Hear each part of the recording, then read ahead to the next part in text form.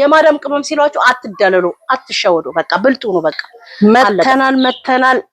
እንዴት ናችሁ? ሰላም ናችሁ? ሔዋን ነኝ።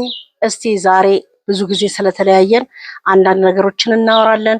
በቅድሚያ እንኳን አደረሳችሁ፣ መልካም በዓል። ወደ ገደለው ስንገባ ደግሞ ብዙ ጊዜ ስለሆነ ስለተለያየን አንዳንድ ነገር እምላችኋለሁ።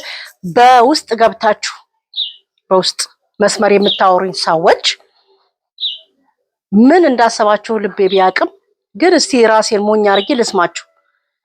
እናንተ ማን ስለሆናችሁ ነው ሰውን የምትረዱት? መጀመሪያ የሄዳችሁት ቤተሰቦቻችሁን ልትረዱ ስለሆነ ቤተሰቦቻችሁን እርዱ። የሚያስፈልጋችሁ ነገር አድርጉ። ለልጆቻችሁ፣ ለእናቶቻችሁ እስቲ መጀመሪያ የቤታችሁን ጉድ ሸፍኑ። እኛ የምትፈልጊው ነገር ካለ እንረዳሻለን ምናምን። እናንተ ማን ስለሆናችሁ ነው እኔ የምትረዱኝ? ማንም ሰው ማንንም መርዳት አይችልም። ከ18 ዓመት በኋላ ራሱን መቻል አለበት። እኔ ደግሞ ትልቅ ሰው ነኝ። ትልቅ ሰው ስለሆንኩኝ አረጀው ማለት እኮ አይደለም። ራሴን ማስተዳደር እችላለሁ። ለራሴ ሳልሆን አልቀርም። ግን እናንተ የማዳም ቅመም ምናምን ነገር የምን አባታችሁ የማዳም ቅመም ነው እናንተ? መጀመሪያ ለራስሽ ቅመም ሁኚ። ከዚህ በፊት ተናግሬያለሁ። መጀመሪያ ለቤተሰቦቻችሁ ቅመም ሁኑ። የማዳም ቅመም እየተባልሽ የማንም መደበሪያና መሸቀያ ትሆኛለሽ እንዴ? በእናንተ የተነሳ ብዙ ሰው ባለ ሀብትና ባለ ንብረት ሆኗል። እናንተ ገና ፌስቡክ ላይ ማነው ቲክታክ ላይ ቁጭ ብላችሁ የማዳም ቅመም ሲባል ቂጣችሁን የምትቆሉት ነገር። ተረጋጉ። የምን ሞኝ ናችሁ እንዴ እናንተ? ያማችኋል ማለት ማስተዋል የሚባል ነገር የለም። ለምንድን ነው ሰው የማዳም ቅመም ሲሏችሁ እንዲህ ደስ የሚላችሁ? የማዳም ቅመም አንቺ ገረድ እየሰደበህ እኮ ነው።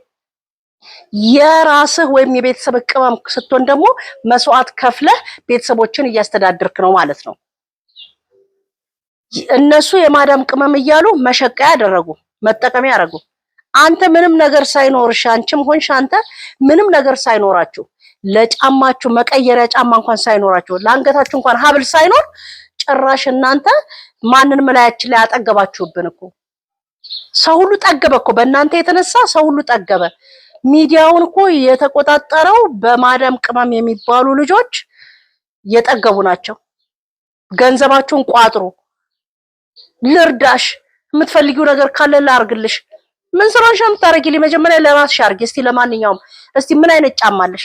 እስቲ ጫማችሁን፣ ልብሳችሁን፣ ቦርሳችሁን፣ ሻንጣችሁን ከኢትዮጵያ ከሄዳችሁ በኋላ ሻንጣችሁ ውስጥ ያለው ነገር እስቲ ያሳዩ። እስቲ ቻሌንጅ ስሩና አሳዩ ምን ምን እንዳላችሁ፣ ቤተሰቦቻችሁ ምን እንዳላችሁ እስቲ ያሳዩ። ምድረ ቆረቆራም ምን አባታችሁን ስናለው ሰውን ጥላያችሁ ላይ የምታጠግቡት? እኔንም ደግሞ ልታጠግቡኝ ነው? አረግንላት ብላችሁ ነገር ልታወሩ ወይስ በእኛ ብር ነው የጠገበችው ልትሉ?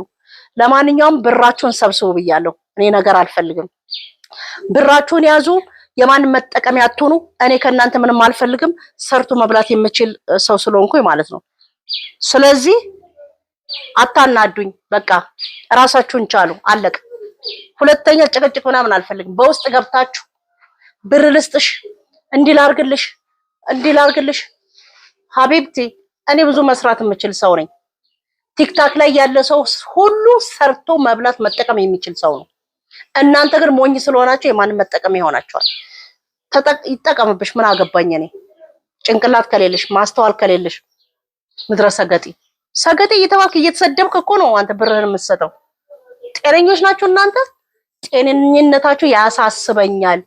እነዚህ የማዳም ቅመም የሚባሉ ሰዎች እኛ የማዳም ቅመም እንዳትሉን። የማዳም ቅመም ማለት ገረድ ማለት ነው። እኛ የቤተሰቦቻችን ቅመም ነን ነው ማለት ያለባችሁ።